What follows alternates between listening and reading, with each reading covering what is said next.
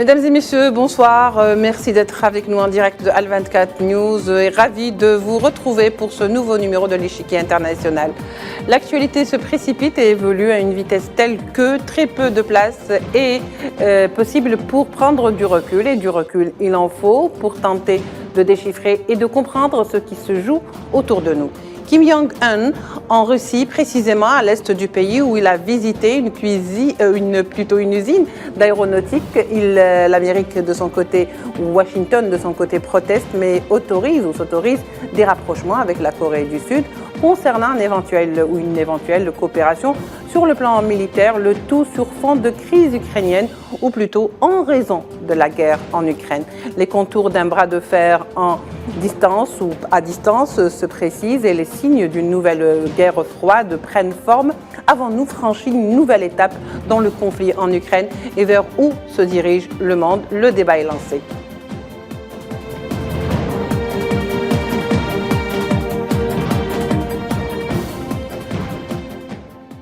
Pour en parler ce soir, nous accueillons avec beaucoup de plaisir Karine Béché-Golovko, avec nous depuis Paris, juriste et professeure à l'Université de Moscou. Karine, bonsoir, merci d'être avec nous.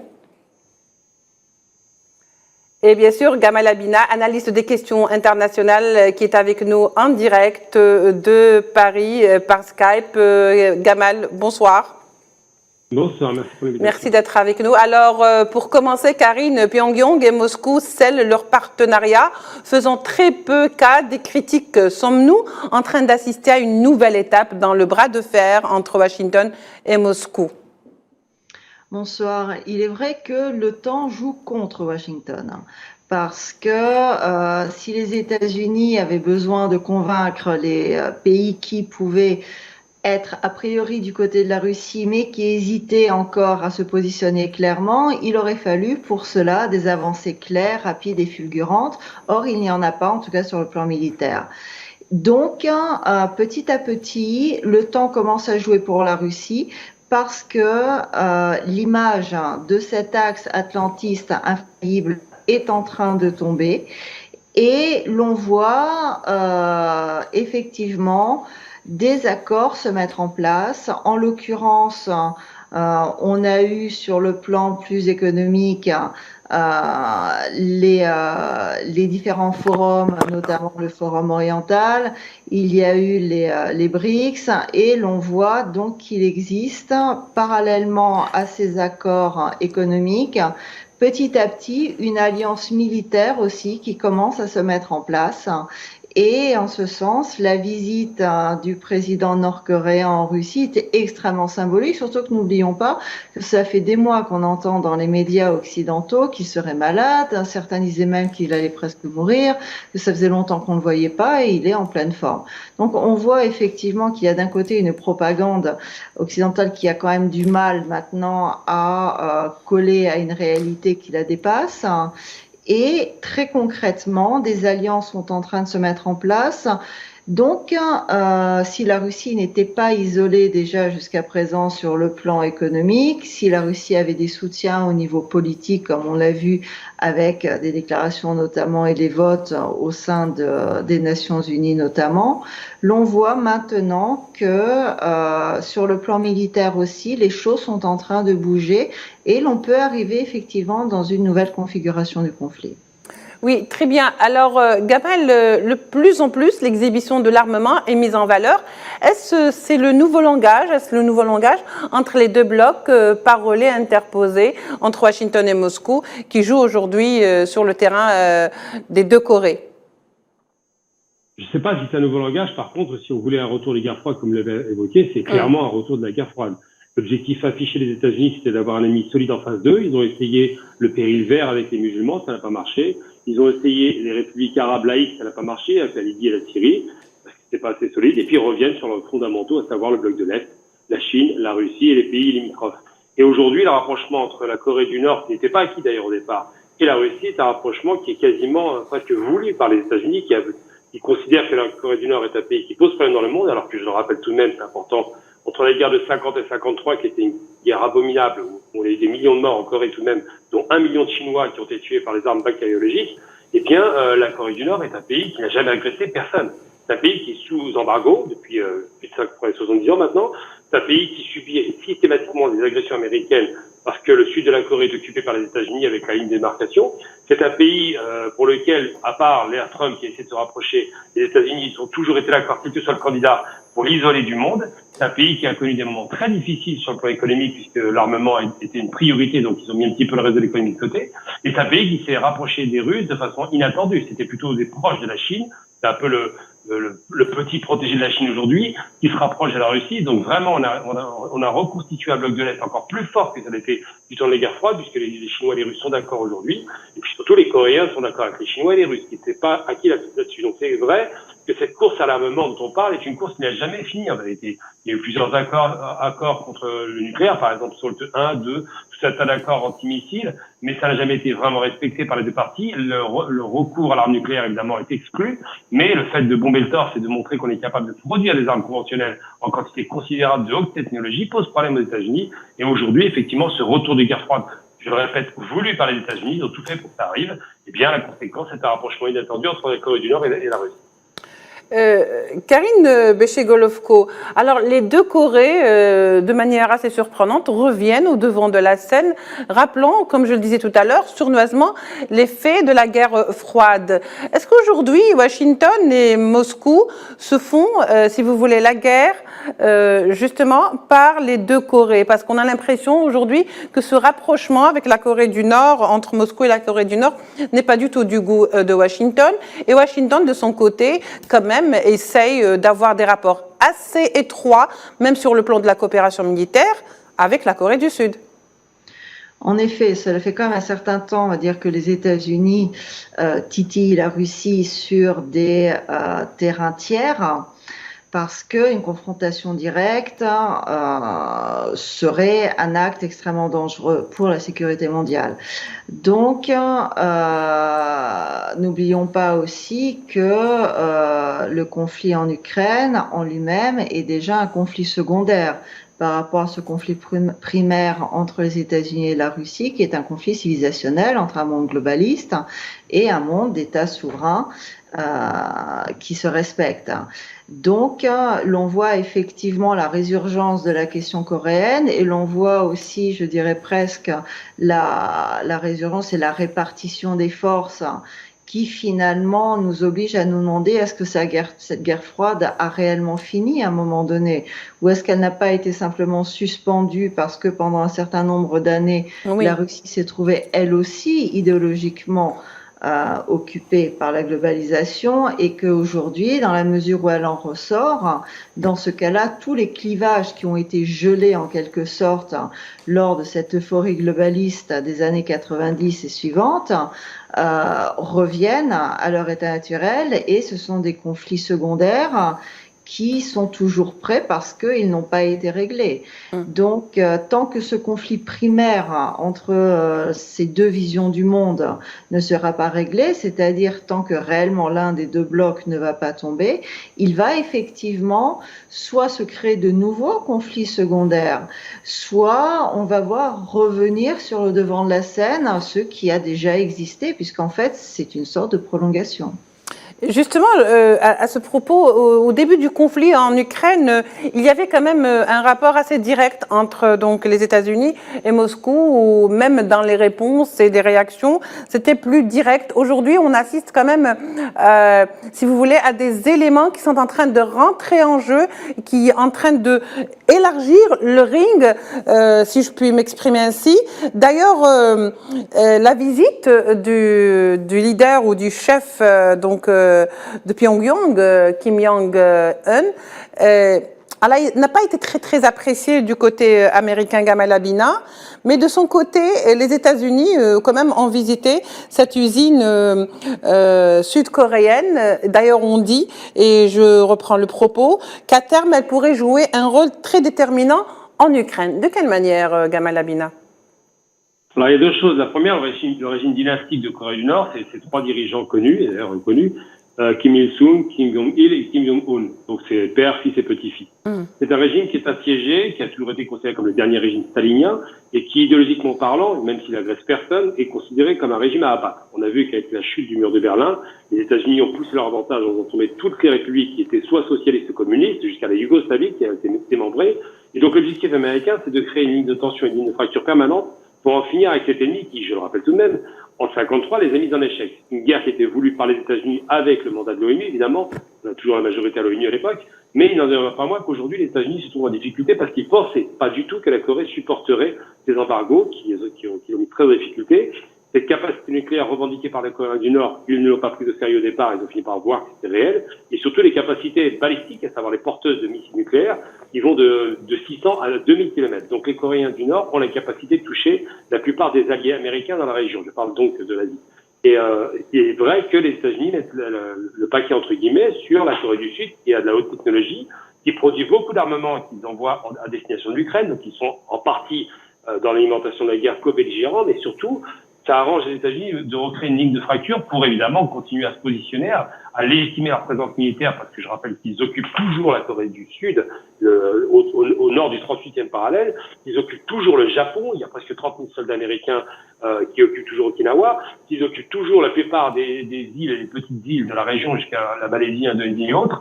Donc il y a beaucoup de bases militaires dans toute la région qui entourent littéralement la Chine, la Russie et pour partie l'Inde.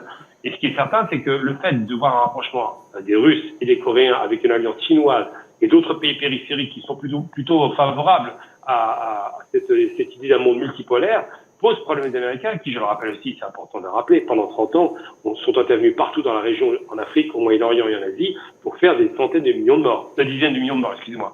Donc on est vraiment sur, d'un côté l'Amérique, triomphale à Pax Americana qui a fait des guerres partout, et de l'autre côté une Russie humiliée qui était en sommeil et une Chine qui attendait lentement mais sûrement un développement pour avoir une taille critique économique et militaire pour pouvoir enfin sortir du bois. Aujourd'hui, le monde a changé depuis cette fameuse guerre de l'année dernière et surtout on se rend compte que les États-Unis en difficulté ont poussé leur avantage pour faire en sorte que leurs alliés traditionnels soient toujours sur la ligne, je parle de l'Europe évidemment, et des pays occupés d'Asie. Oui, très bien. Vous avez un petit peu anticipé sur ma question. C'est vrai qu'avec Karine Bécher, c'est vrai que les États-Unis, dès le départ, ils avaient comme allié l'Europe. Donc aujourd'hui, après quand même plusieurs mois de guerre en Ukraine, les États-Unis se tournent vers la Corée du Sud, qui est connue donc par cette usine, qui a augmenté sa production d'armes, alors que nous savons très bien que les États-Unis connaissent quand même des problèmes d'approvisionnement. Le fait de parler de rôle que pourrait jouer cette usine dans la production d'armes ou en Ukraine, est-ce que cela veut dire que quelque part, les États-Unis sont en train de passer à un autre niveau, à une autre étape, qu'un pas est franchi carrément dans la guerre en Ukraine, ou est-ce que ça cache autre chose? Pour l'instant, il semblerait en tout cas qu'ils élargissent la zone géographique d'action. Parce que lorsque notre collègue parlait de l'occupation par les États-Unis de la Corée du Sud, du Japon, soyons honnêtes, il y a un peu plus de 100 000 soldats américains en Europe. On peut dire aussi que les États-Unis occupent l'Europe. Donc, l'on voit simplement que petit à petit, les États-Unis sont en train de mettre en branle et d'utiliser toutes les ressources qu'ils ont capitalisé depuis la Seconde Guerre mondiale, c'est-à-dire toutes ces zones dans lesquelles ils se sont implantés, soit au départ économiquement, ensuite et parallèlement militairement, et dont ils ne sont pas toujours partis d'ailleurs, et en tout cas qu'ils occupent aujourd'hui également idéologiquement. Et toutes ces ressources sont aujourd'hui mises en œuvre justement parce que, en tout cas à ce stade, une confrontation directe entre les pays de l'OTAN et la Russie et ses alliés n'est pas envisageable. Les populations européennes et occidentales en général ne l'accepteraient pas. En revanche, il est tout à fait possible d'utiliser les ressources militaires dans d'autres zones occupées par les États-Unis, notamment la Corée du Sud, puisque comme nous le savons, en tout cas nous le savons par la presse notamment française, qui ne cesse d'en parler, il y a de sérieuses difficultés de production d'armement dans les pays européens, puisque ce sont des pays qui pendant des années ont été désindustrialisés, notamment en matière d'armement. Donc il faut aujourd'hui ajouter de nouvelles ressources. Le message a été très clair de toute façon ces derniers temps par les porte-paroles américains qui sont succédés sur les ondes. Cette guerre doit notamment se gagner sur le champ de bataille. Pour gagner une guerre sur le champ de bataille, il faut des armes. Or, pour l'instant, l'on voit qu'il y a quand même une utilisation assez, on va dire, contenue des armes. Regardez combien de chars ont été mis en jeu lors de la Seconde Guerre mondiale, combien de missiles, comparé maintenant les batailles, elles sont beaucoup plus longues, elles sont beaucoup plus économes, parce qu'il y a objectivement un problème de production d'armement. Donc les États-Unis essaient de dépasser ce problème, notamment par l'utilisation de ressources sur d'autres territoires. Oui, effectivement, on a quand même remarqué depuis quelque temps qu'il y a carrément des démonstrations de force assez manifestes, que ce soit du côté russe ou du côté américain. Alors, la Russie scelle des pactes ou une coopération militaire avec Pyongyang, qui est connue pour être une puissance nucléaire. De son côté, les États-Unis s'appuient également sur le plan de l'armement sur la Corée du Sud. D'ailleurs, à ce propos, en plus du fait qu'on destine cette usine à jouer un rôle dans la guerre en Ukraine prochainement, peut-être, qui pourrait, parce qu'on le laisse au conditionnel, il y a des chars, des canons et des dents de dragon pour justement défendre à tout prix, je cite, l'île frontalière. Est-ce qu'il n'y a pas quand même des insinuations concernant l'île de Taïwan? Gamal Abina, pardon. Oui, en sous-jacent, on se rend bien compte que Taïwan est un des éléments, mais je sais que les États-Unis, que ce soit d'ailleurs Trump ou aujourd'hui Biden, ont une obsession sur Taïwan. C'est parce qu'ils sont en guerre économique et voudraient que la Chine s'engage sur un conflit direct avec son territoire perdu, puisque rappelons tout de même que Taïwan est chinoise. Hein. On a tendance à l'oublier. Hein. C'est pas parce que Chiang Kai-shek l'a prise que Taïwan n'est pas la Chine. Donc la Chine continentale, on l'encouragerait à faire la guerre, elle ne le fait pas. Elle veut récupérer Taïwan de façon très pragmatique, en prenant son temps, comme elle a fait avec Hong Kong. Mais aujourd'hui, ce qui se passe, c'est que la volonté de vouloir créer des zones de tension comme celle-là, voire des guerres ouvertes, est une volonté à peine voilée des États-Unis. Ils font pas de semblant. Alors ils poussent effectivement ces pays de la région à se surarmer. C'est un peu le cas puisque les Américains vendent beaucoup d'armements là-bas. La technologie, paradoxalement, la haute technologie, donc tout ce qui est semi-conducteurs, électroniques et autres, vient de cette région, elle vient de Taïwan, elle vient de la Corée du Sud. Donc l'Amérique est complètement dépendante de ces technologies pour pouvoir guider ses missiles et ses avions. Et de l'autre côté, elle garantit l'approvisionnement de ces produits transformés, donc de cette valeur ajoutée que l'Amérique produit. Ils ont toujours leurs usines aux États-Unis pour alimenter la région en avions de combat, en missiles et en autres drones. Donc la question qui se pose, c'est est-ce que les États-Unis poussent effectivement au conflit? Oui, c'est évident. Est-ce que la volonté américaine affichée est d'apporter la paix ou la guerre? Ça, on est moins sûr. Excusez-moi, parce que je suis surexposé là. Oui, Karine, Gamal, vous souhaitez peut-être poursuivre votre idée? Oui, juste pour conclure. Oui, pour conclure mon propos, simplement, c'est que les États-Unis ne sont pas là pour la paix. Ils sont là pour faire du business, pour vendre des armes, pour garantir l'idéologie américaine qui est dominante et faire en sorte effectivement que ces pays satellites, puisqu'ils sont satellisés depuis la Seconde Guerre mondiale, continuent à répondre aux désirata américains. Justement, Karine, tout à l'heure, quand je parlais d'élargir un petit peu le ring, il y a des partenaires de part et d'autre qui rentrent justement sur la scène ou en jeu. Est-ce que vous ne pensez pas que finalement, c'est réellement un véritable bras de force qui se joue aujourd'hui? À force de faire des démonstrations de force, on finit quelque part par éviter cette guerre. On dit bien qu'en préparant la guerre, on évite la guerre. Est-ce le cas aujourd'hui? Karine? C'est difficile à dire. Il me semble que justement, malheureusement, je préférerais pas, mais il me semble que l'on peut se souvenir de ce principe du théâtre à partir du moment où un pistolet ou un fusil apparaît sur scène. À un moment donné, il doit tirer au moins au troisième acte.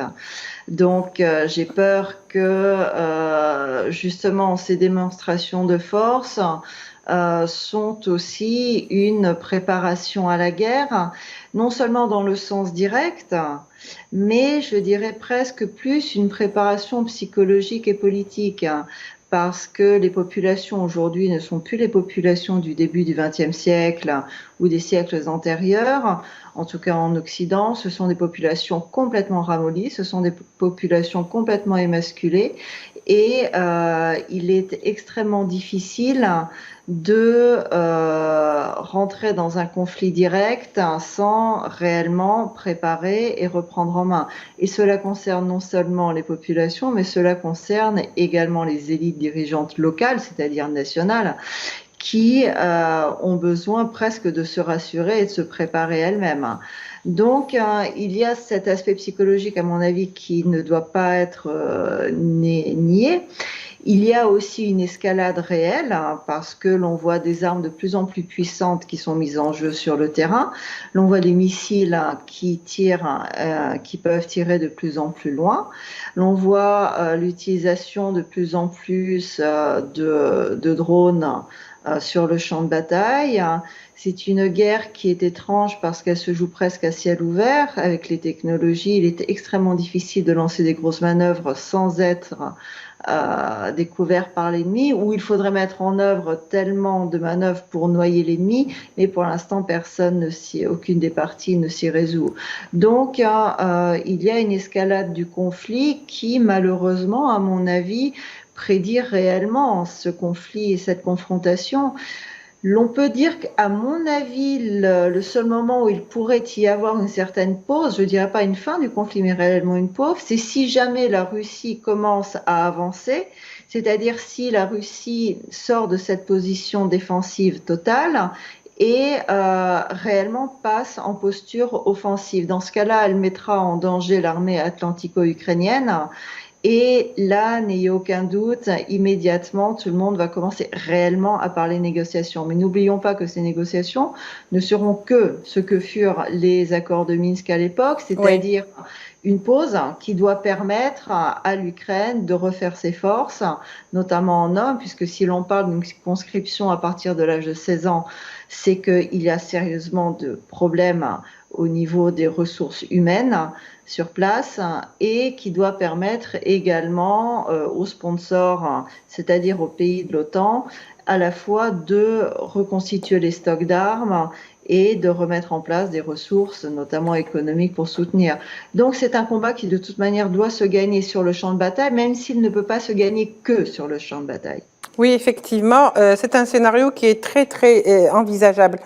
Pour terminer, Gamel Abina, cette guerre n'est pas seulement la guerre des démonstrations de ce qui est l'armement, militairement parlant, mais c'est également une guerre des renseignements, parce que de toute façon, les deux pays, Washington, les États-Unis et la Russie, il y a eu quand même un renvoi de 2 diplomates qui a été très très mal apprécié par les États-Unis, qui donc Washington a affirmé qu'ils allaient riposter à cette expulsion, je cite, injustifiée, et que entre autres il y a ce matin des sanctions encore supplémentaires contre la Russie. Alors toute cette pression, toute cette guerre des nerfs fait partie également de cette guerre en Ukraine? Tout à fait. Bon, les sanctions, les 11e, 12e train de sanctions, il y a des sanctions en cascade de l'Europe et des États-Unis qui sont assez ridicules aujourd'hui, puisqu'on se rend compte que les Russes n'ont jamais vendu autant de gaz en Europe, liquéfié, je veux dire, le GNL, qu'aujourd'hui aussi. Donc c'est guerre de pression, hein, c'est des pressions psychologiques, diplomatiques, avec l'histoire des diplomates. Donc juste de bonne guerre, j'ai envie de dire. Il y a un conflit direct ouvert, les États-Unis soutiennent une nation qui s'en perd des vitesses. On estime que les Ukrainiens auraient perdu, on estime, je le dis encore une fois, 400 000 hommes. La conscription à 16 ans, c'est dit par votre interlocutrice, effectivement, la conscription à 16 ans, c'est le témoignage d'une catastrophe sur le terrain. Ils n'ont pas assez d'hommes pour se battre. La problématique, c'est plus tellement les armements, même s'ils n'ont pas l'aviation, c'est la question des hommes. Il faut des équipes qui soient capables de manœuvrer du matériel militaire de haute technologie, ils ne les ont pas. Et ces équipes, elles ne sont même pas constituées, puisque à chaque vague d'assaut depuis le 6 juin, c'est le symbole, eh bien, ça a été quasiment un massacre de masse comme jamais. 1000 hommes par jour qui étaient tués, c'est pas rien. Donc ce bain de sang inutile continue, malheureusement. Les moyens matériels sont peut-être au rendez-vous, mais je ne crois pas que les moyens humains, ils sont encore. Une dernière chose importante, c'est qu'on parlait tout à l'heure de la Corée du Nord et de la Russie. Le deal est simple, hein. Les Coréens vont donner des armes, tout ce qui concerne tout ce qui est roquettes et autres obusiers, pour pouvoir garantir que la Russie puisse continuer à utiliser massivement son artillerie. Et le côté des Russes vont les fournir en blé, puisque les Nord-Coréens avaient des difficultés en matière de production agricole, ça va être compensé par les Russes. Donc tout ça pour dire qu'effectivement aujourd'hui les guerres qu'on voit, qu'on observe, le changement radical dans la guerre, c'est pas tellement le fait d'envoyer les hommes comme ça au casse-pipe comme à la Première Guerre mondiale. Le changement radical, c'est l'information, et c'est surtout la collecte de l'information par les drones. Les guerres par drone, par des engins oui, absolument. Voilà, c'est ça qui va changer, c'est ça qui fait peur d'ailleurs, parce qu'on voit bien que les avions, le renseignement, les bateaux, les sous-marins, tout ça, ce sont des équipements de drones, et ça va être de plus en plus massif. La massification des drones va garantir effectivement un avantage de l'un sur l'autre, et en même temps, garantira encore plus de morts à l'intérieur, lorsqu'on parle des frappes en profondeur, à l'intérieur des territoires. Donc, c'est des guerres nouvelles. Merci beaucoup, Gamal Abina. Je rappelle que vous étiez avec nous depuis Paris en direct par Skype. Vous êtes analyste des questions internationales. Merci également à Karine Bécher-Golovko, juriste et professeure à l'Université de Moscou d'avoir été avec nous. Merci également à vous de nous avoir prêté attention. On se retrouvera demain pour de nouveaux numéros de l'Échiquier international. Au revoir.